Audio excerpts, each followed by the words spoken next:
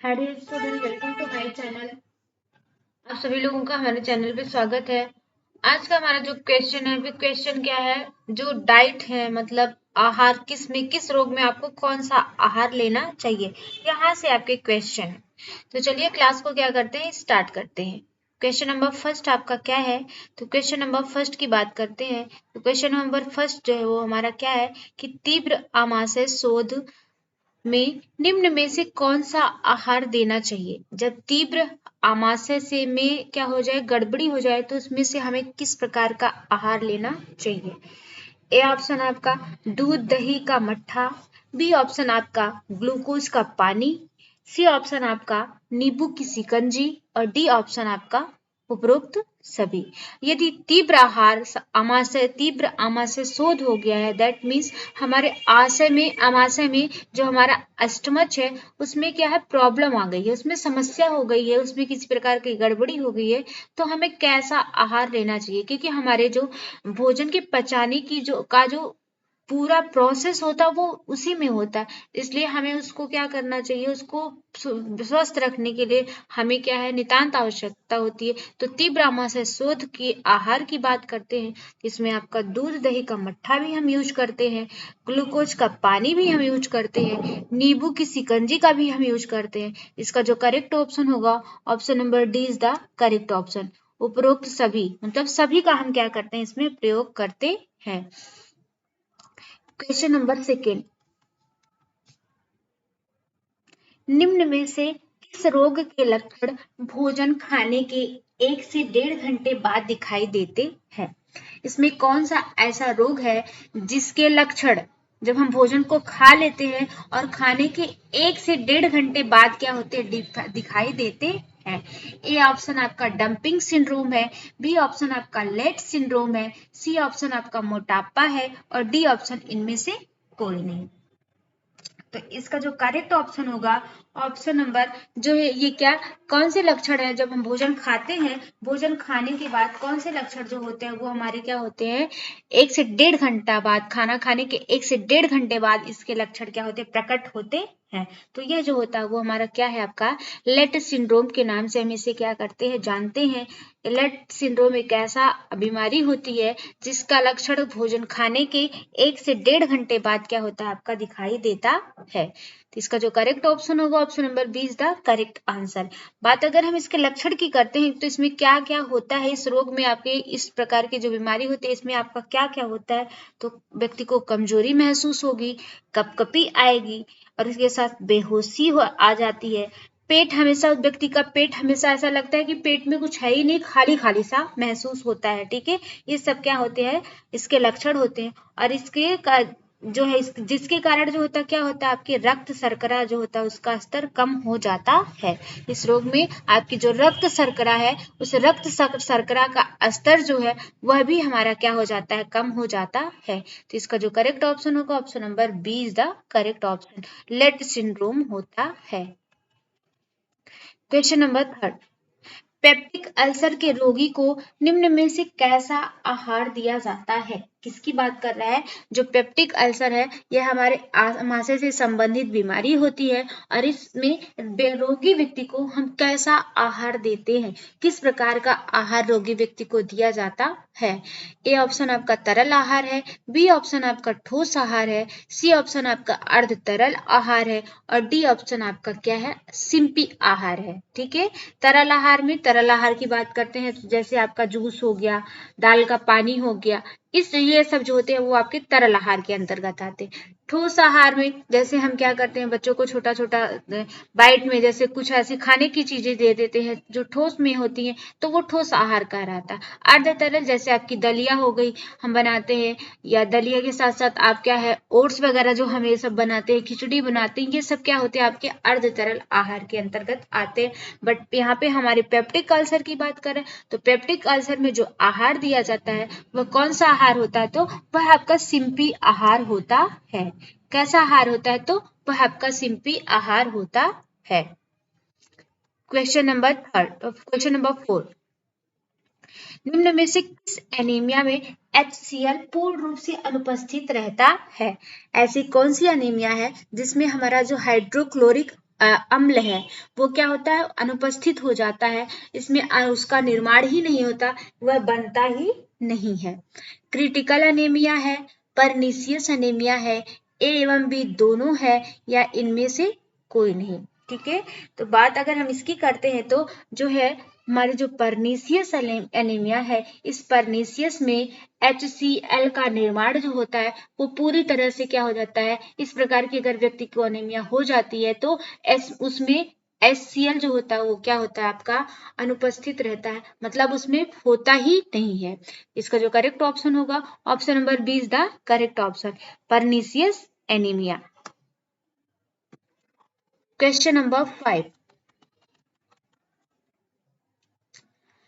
सन में ग्रेनुलोग्रांट डाइट उपचार हेतु निरूपित किया गया था।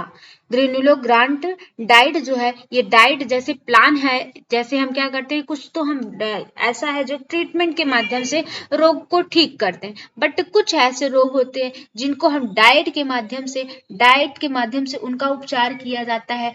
आप डाइट के माध्यम से उनको क्या कर सकते हैं, ठीक कर सकते हैं। तो वही कह रहा है कि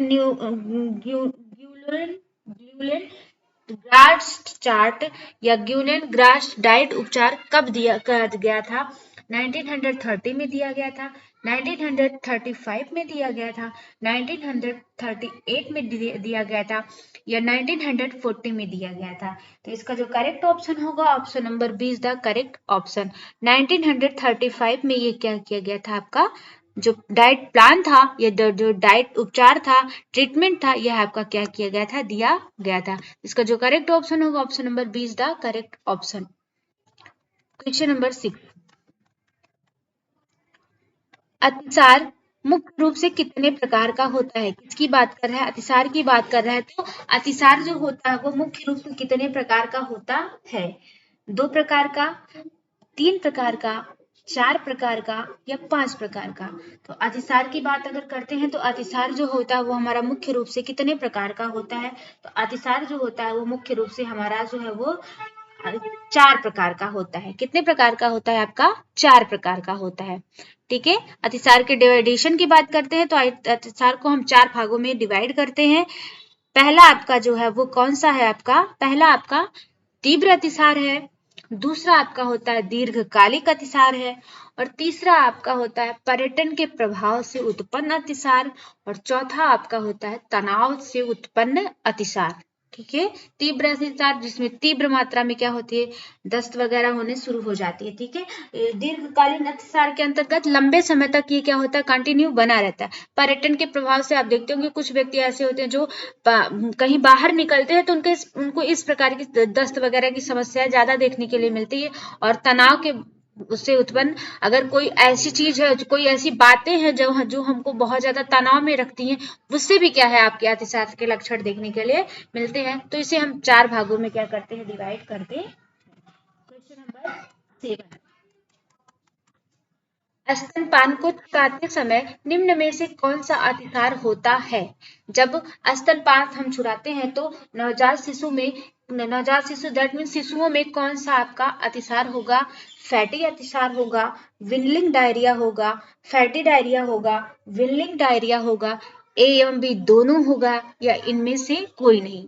ठीक है, स्तनपान को छुड़ाते समय हम क्या, जैसे शिशु क्या होता है जन्म लेता है तभी से वो माँ के स्तनपान पर निर्भर होता है, और जो है 4 से लेके 6 माह तक, लगभग 4 से 6 माह तक हम क्या करते हैं, स्तनपान को पूरी तरह से बंद कर देते हैं। 4 माह से स्टार्ट करते हैं और 6 माह तक स्तनपान को पूरी तरह से बंद कर देते हैं। तो उस समय बच्चा बाहरी चीजों से को क्या करता है, खाता है, और खाने के बाद वो उसका डाइजेस्ट अच्छी प्रकार से नहीं कर पाता, जिसके कारण क्या है उसमें एक डायरिया हो जाती है, जिसे हम विनलिंग डायरिया के नाम से क्या करते हैं, जानते हैं। तो उसे हम विनलिंग डायरिया कहते हैं। इसका जो करेक्ट ऑप्शन होगा option number B is the correct option. Question number 8, कब्ज कितने प्रकार के होते हैं। ठीक है, कब्ज की बात कर रहा है, कब्ज जो होता है वो हमारे कितने प्रकार के होते हैं। ए ऑप्शन आपका 2, बी ऑप्शन आपका 3, सी ऑप्शन आपका 4, और डी ऑप्शन आपका 5। ठीक है, तो कब्ज के प्रकार की अगर हम बात करते हैं तो कब्ज के प्रकार जो होते हैं वो कितने होते हैं आपके, 3 होते हैं। कब्ज जो होता है वो हमारा 3 प्रकार का होता है। कितने प्रकार का होता है? तो ये 3 प्रकार का होता है। पहला आपका एटॉनिक कब्ज, दूसरा आपका स्पास्टिक कब्ज और तीसरा आपका अवरोधात्मक कब्ज। पहला एटॉनिक, दूसरा स्पास्टिक और तीसरा आपका अवरोधात्मक कब्ज जो होता है वो कब्ज के प्रकार होते हैं। क्वेश्चन नंबर 9, आलसी आंत्र कब्ज के नाम से निम्न में से किसे जाना जाता है? आलसी आंत्र कब्ज के नाम से निम्न में से हम किसे जानते हैं? ए ऑप्शन आपका एटॉनिक कब्ज है, बी ऑप्शन आपका स्पास्टिक कब्ज है, सी ऑप्शन आपका अवरोधात्मक कब्ज है और डी ऑप्शन आपका इनमें से कोई नहीं।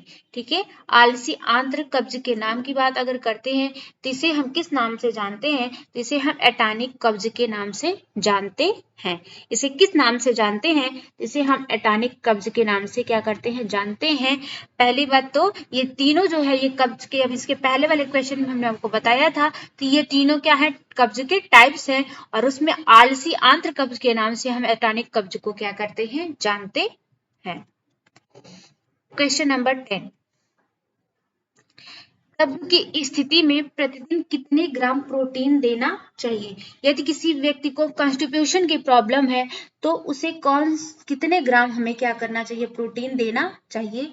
ए ऑप्शन आपका 30 से 40 ग्राम, बी ऑप्शन आपका 40 से 50 ग्राम, सी ऑप्शन आपका 60 से 80 ग्राम और डी ऑप्शन आपका 80 से 90 ग्राम। अगर कोई व्यक्ति कब्ज से पीड़ित है, पहली बात तो कब्ज में व्यक्ति को कैसे पदार्थ देने चाहिए? रेशेदार पदार्थ देने चाहिए ताकि क्या है? आसानी से वो उसका जो भोजन है वो डाइजेस्ट हो सके। ठीक है, कोशिश करना चाहिए तो व्यक्ति को तरल पदार्थ देने की कोशिश करना चाहिए। ठीक है, बात अगर इसमें प्रोटीन की कर रहा है तो हमें कितने ग्राम प्रोटीन देना चाहिए? तो उसे 60 से 80 ग्राम, कितने ग्राम आपका?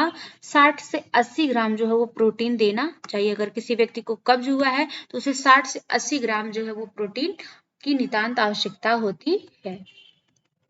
Question number 11, amino acid, electrolytes, खनिज लवण तथा विटामिन निम्न में से किस रोग में दिया जाता है? किसकी बात कर रहा है? एमिनो एसिड की बात कर रहा है। एमिनो एसिड, इलेक्ट्रोलाइटिस और खनिज लवण तथा विटामिन जो है वो निम्न में से किस रोग में आपको देना चाहिए? ए ऑप्शन आपका पाइल्स है, B option short bowel syndrome है, सी ऑप्शन आपका क्या है? कब्ज है और डी ऑप्शन आपका इनमें से कोई नहीं। ठीक है, तो यह जो है एमिनो एसिड, इलेक्ट्रोलाइटिस, खनिज लवण और विटामिन जो है यह शार्ट बावल सिंड्रोम में क्या किया जाता है? आपका दिया जाता है। ये जो पदार्थ हैं ये पदार्थों को हम किस में देते हैं? तो शार्ट बावल सिंड्रोम में हम इसे क्या करते हैं? देते हैं। तो इसका जो करेक्ट ऑप्शन होगा option number B is the correct option. Question number 12, coeliac नामक बीमारी निम्न में से किसके कारण होती है? किसकी बात कर रहे हैं? तो सीलियक नामक बीमारी जो है वो किसके कारण होती है? गेहूं के, दाल के, चावल के या मटर के कारण? तो जो सीलियक नामक बीमारी होती है, ये सीलियक नामक बीमारी क्यों हो जाती है? जब हम क्या करते हैं, जब गेहूं में लिसलिसापन हो जाता है, जैसे लंबे समय तक जब हम गेहूं को भिगा के रखते हैं तो गेहूं में क्या होता है? आपका देखते होंगे लिसलिसापन उत्पन्न हो जाता है और जब उसी गेहूं का हम क्या करते हैं? सेवन कर लेते हैं तो यह जो बीमारी हो जाती है व्यक्ति को हो जाती है। लिसलिसापन युक्त गेहूं के सेवन से यह बीमारी व्यक्ति में होती है। तो इसका जो करेक्ट ऑप्शन होगा option number A is the correct option. गेहूं के सेवन से यह इस प्रकार की जो बीमारी देखने को हमको क्या होती है? मिलती है। क्वेश्चन नंबर 13, इस रोग में भोजन में फाइबर की सही मात्रा रखी जानी चाहिए?